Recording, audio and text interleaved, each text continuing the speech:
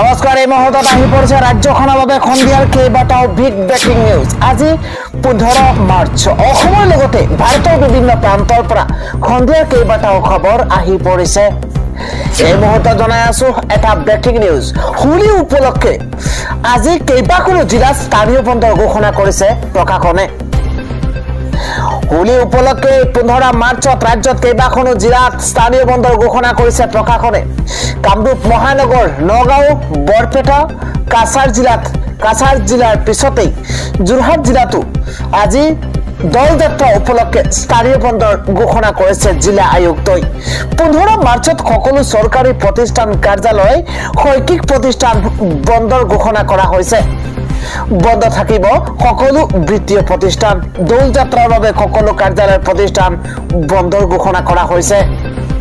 অৱশ্যে যিসমূহ প্ৰতিষ্ঠান বন্ধ নকৰিলে নহয়, সেয়া বিশেষ নিয়ম অনুসৰি খুলিব পাৰিব।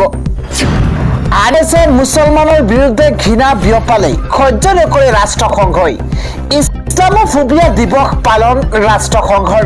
সমগ্ৰ বিশ্বতে বাঢ়িছে মুছলমানৰ ওপৰত উৎপীড়ন।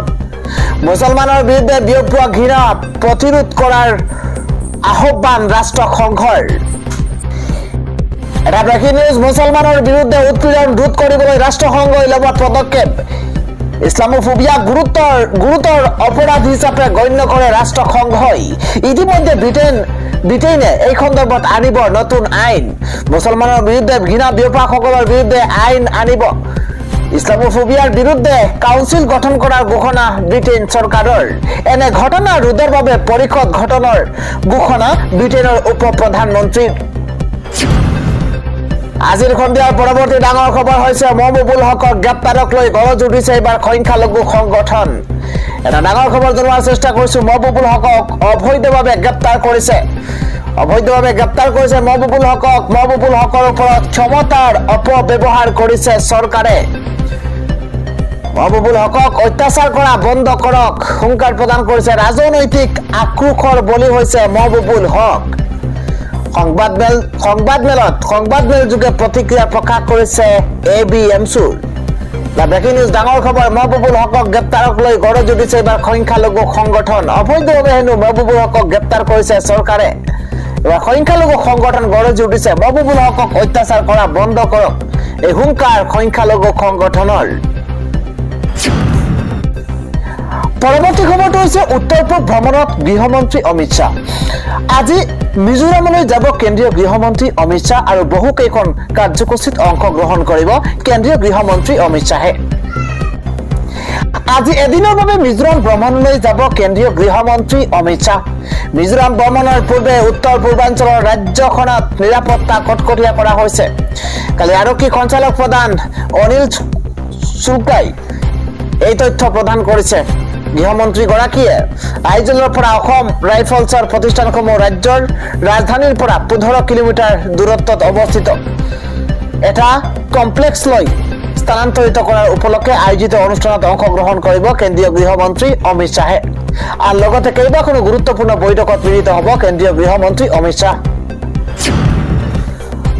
আৰু এটা গুৰুত্বপূৰ্ণ খবৰ হৈছে হোলীৰ নিশা কণ্ঠশিল্পীক ভয়ংকৰভাৱে আক্ৰমণ কৰা হৈছে। ৰাজপথত সুৰামত যুৱক যুৱতীৰ উদ্ভণ্ডালি দেখিবলৈ পোৱা গৈছে। হোলীৰ নিশা বেলতলাৰ দৰেই অনুৰূপ ঘটনা গুৱাহাটী কমাৰ্চ পইণ্টতো। হোলীৰ নিশা বেলতলাৰ দৰেই অনুৰূপ ঘটনা সংঘটিত হৈছে কমাৰ্চ পইণ্টত।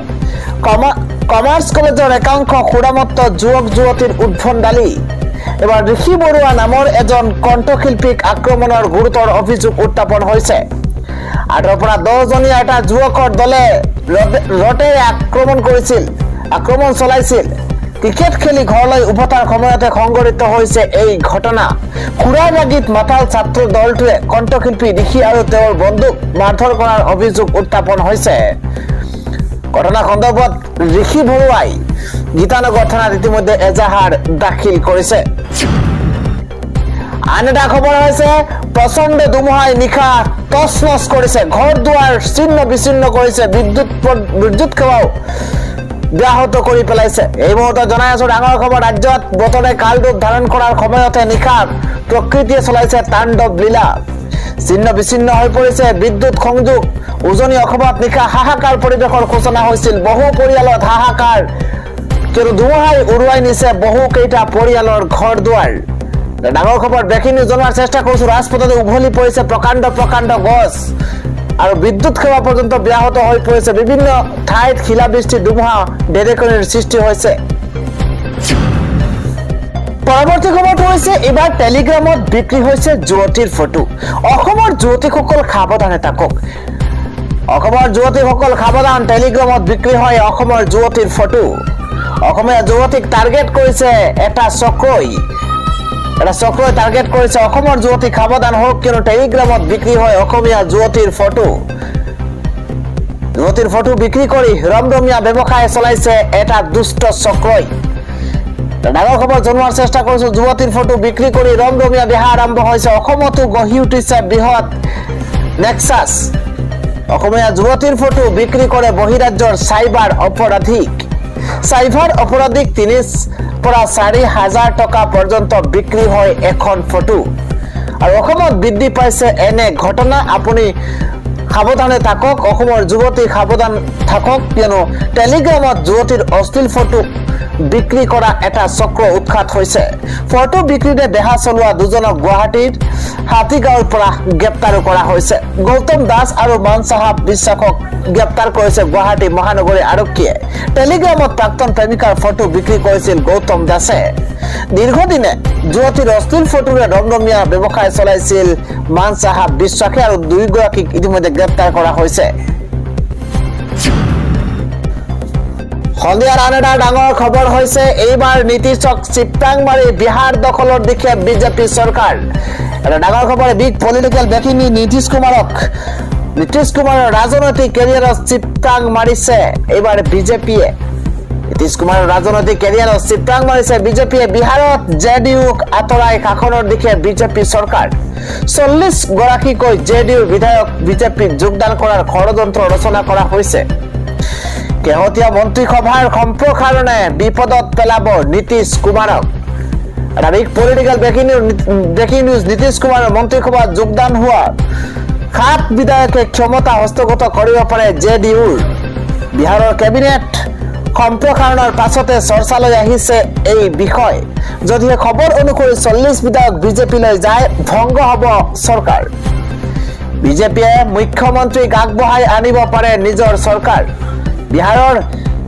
৩৬ গৰাকী বিধায়কৰ 21 জন বিধায়কেই বিজেপিত ডাঙৰ খবৰ জনোৱাৰ চেষ্টা কৰিছো তাৰে কেৱল 13 গৰাকী বিধায়কহে জেডিইউৰ ইতিমধ্যে শেহতীয়া মন্ত্ৰীসভা সম্প্ৰসাৰণৰ নিজৰ স্থিতি মজবুত কৰিছে বিজেপিয়ে আৰজেডিৰ দাবী কেবিনেটত শক্তি বৃদ্ধি কৰি নীতিশ কুমাৰক আঁতৰোৱাৰ অভিসন্ধি বিজেপিত আৰজেডিৰ মুখপাত্ৰ অজয়া যাদৱে কৰা দাবীৰ পাছতে বিহাৰ ৰাজনীতিত আলোড়নৰ সৃষ্টি হৈছে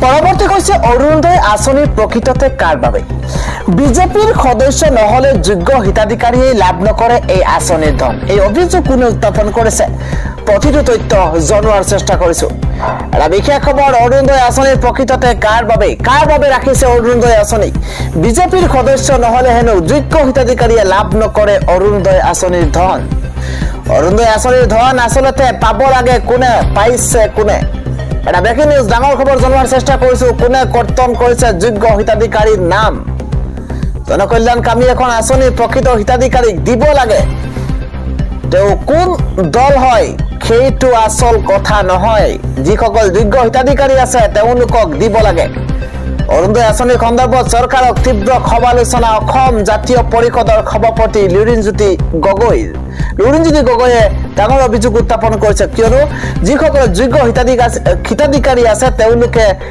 নাপায় অৰুণোদয় আঁচনিৰ ধন তে প্ৰশ্ন উত্থাপন কৰিছে যে কোনে কৰ্তন কৰিছে যোগ্য হিতাধিকাৰীৰ নাম নে বিজেপিৰ সদস্য নহলে যোগ্য হিতাধিকাৰীয়ে লাভ নকৰে অৰুণোদয় আঁচনিৰ ধন এই প্ৰশ্ন এই অভিযোগ উত্থাপন কৰিছে লুৰিণজ্যোতি গগৈয়ে আজিৰ এটা গুৰুত্বপূৰ্ণ খবৰ হৈছে বাংলাদেশৰ ৰাষ্ট্ৰদূত উদঙালে মোহাম্মদ ইউনুছৰ মুখা বাংলাদেশৰ ৰাষ্ট্ৰদূতে উদঙাইছে মোহাম্মদ ইউনুছৰ মুখা সোনকালে মুখা খোল খাই আছে তেওঁ কয় মৰক্কোত থকা বাংলাদেশৰ ৰাষ্ট্ৰদূত হাৰুন আল ৰছিদে মহম্মদ ইউনুছৰ বিৰুদ্ধে মৌলবাদীক সমৰ্থন কৰা আৰু দেশৰ অৰাজকতা বিয়পোৱাৰ গুৰুতৰ অভিযোগ উত্থাপন কৰিছে। ৰছিদে কয় যে ইউনুছে বাংলাদেশৰ ধৰ্ম নিৰপেক্ষ গাঁথনি ভাঙি শ্বেখ হাছিনাৰ চৰকাৰ উফৰাই পেলোৱাৰ ষড়যন্ত্ৰ ৰচনা কৰিছে। হাৰুন আল ৰছিদে নিজৰ ফেচবুক পোষ্টত লিখিছে যে বাংলাদেশ কণ্ট্ৰাক্ট আৰু অৰাজকতাৰ কবলত পৰিছে। তেওঁ অভিযোগ কৰে যে মহম্মদ ইউনুছৰ শাসনকালত মৌলবাদীসকলক মুক্ত হাত দিয়া হৈছে আৰু সংবাদ মাধ্যমক দমন কৰা হৈছে, যাৰ বাবেই অত্যাচাৰৰ বাতৰি এতিয়া পোহৰলৈ অহা নাই। তেওঁ লিখিছে যে ইউনুছৰ নেতৃত্বত মৌলবাদীসকলে বাংলাদেশৰ ধৰ্ম নিৰপেক্ষ আৰু সাংস্কৃতিক পৰিচয় ধ্বংস কৰাত ব্যস্ত হৈ পৰিছে। সেই লোকসকলে সংগ্ৰহালয়, সুফি মন্দিৰ আৰু হিন্দু মন্দিৰ ধ্বংস কৰি আছে। তেওঁ অভিযোগ উত্থাপন কৰে যে ইউনুছৰ শাসনকালত মহিলা আৰু সংখ্যালঘুৰ ওপৰত অত্যাচাৰ বৃদ্ধি পাইছে। তেওঁ কয় যে হিজবুত তাহৰিৰ ইছলামিক ষ্টেট, আল কায়দাৰ দৰে উগ্ৰ সংগঠনে মুকলিকৈ ইছলামিক শাসনৰ দাবী জনাইছে আৰু তেওঁলোকে ইউনুছৰ সমৰ্থন লাভ কৰিছে।